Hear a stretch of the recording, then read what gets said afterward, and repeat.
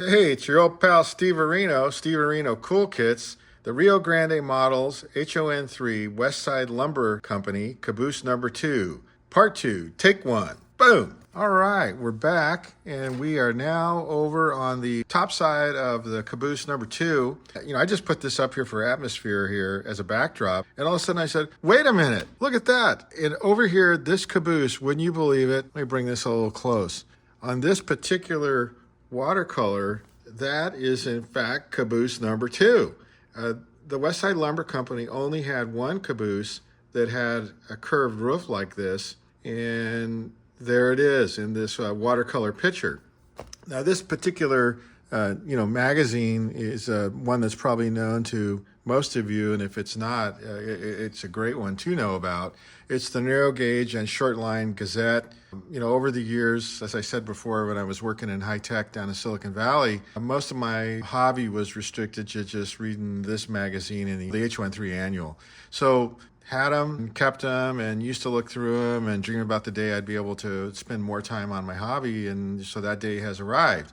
The other thing too is, as we said before in other videos, if you're just sort of a nice person maybe and you're just kind of friendly to folks, things like this happen to come your way. This is a railroad lamp, and I'm pleased to be the caretaker of it.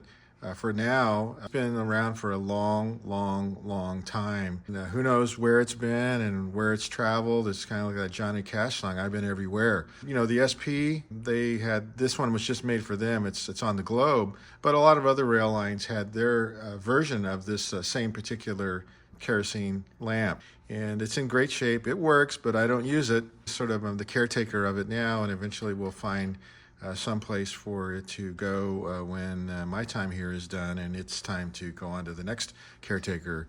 We are on the top side of the Caboose. One of the first things, and if you work with it a little bit, you'll figure out, and you look at the instructions, what they're talking about, is you put in this to scale 6x6. I'll call stuff out by what its size is in real life. You'll have to translate using your HO ruler tool, which I highly recommend. If you're going to do this kind of work, you need one of these true scale things where it's graduated for that scale. This is HO, so 6x6 would be over here, and then you can use your micrometers to measure stuff off and make sure you've got it all set the way it should. But you go ahead and you put in this 6x6 flush for the ends, and because the sides are going to overhang the ends by just a little bit, and I'll show you what I'm talking about right here. You set this one flush to the bottom because this is going to set on the car body, and this one is going to be a little bit up, right? So when it sits down and it's put together, the sides are going to overhang the ends by just a little bit here, right? So that's going to work out that way. And they tell you in the instructions to make sure that the tops are fitting flush, right? So it's going to give you what you're looking for on the bottom. See that right there? Like that.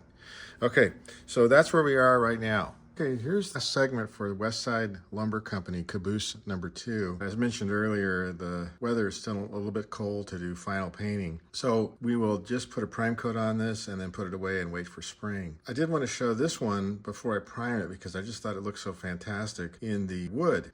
We've got all the components here in place. I have not attached the roof yet because I wanted to be able to show what I did here. I used some tissue tar paper roof material from a building kit to simulate the tar paper roof on the Caboose, but I wanted to lift this off here and show you what I chose to do. Is I put 2 formers inside from evergreen white stock following the bow of the roof from the front, and that is going to help. What I found when I initially steamed and bowed it and set it up was it held the bow in the front, but when it went to the back, the roof went flat. So by having those formers in there, you can apply a little imagination and understand what I'm talking about. It's going to help the roof hold the bow from side to side and up and over, right? So it'll be all the way back for the portion of the Caboose not up in the cupola. The cupola portion in here, it holds the bow just fine. Let me see if I can show you what I'm talking about here by just flexing that down a little bit. It's just fine. You see that there, right? No problem at all. The whole thing went together like a snap. Looks dynamite. And you want to, and they mention, and you certainly want to pay attention to this, is you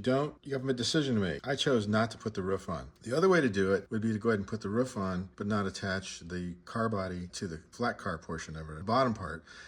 And the reason you want to pay attention to that is after you apply the Tuscan Red, which all Westside lumber cabooses were Tuscan Red, after you apply the Tuscan Red, you're going to have to get inside and apply the acetate windows. So I just decided that it was easier to do it with attaching a roof second. So we'll go ahead and prime and paint the roof some kind of tar paper gray color. We'll prime and paint the car body and the lower portion of the car and the trucks. All that is Tuscan Red. I happen to have my favorite brand of Tuscan Red paint or railroad paints from a company up here near me in Northern California, and I'll go up and get the Tuscan Red from them if I don't have enough out in the paint box, out in my paint booth. So that's where we are. That's where we're going to leave it, and we'll just put it away until spring and good final painting weather. It came out looking fantastic, I think, and just railroad modeling continues to be a blast. And what a happy coincidence it was to find that in this watercolor there was Caboose number 2 with the curved roof up there. One more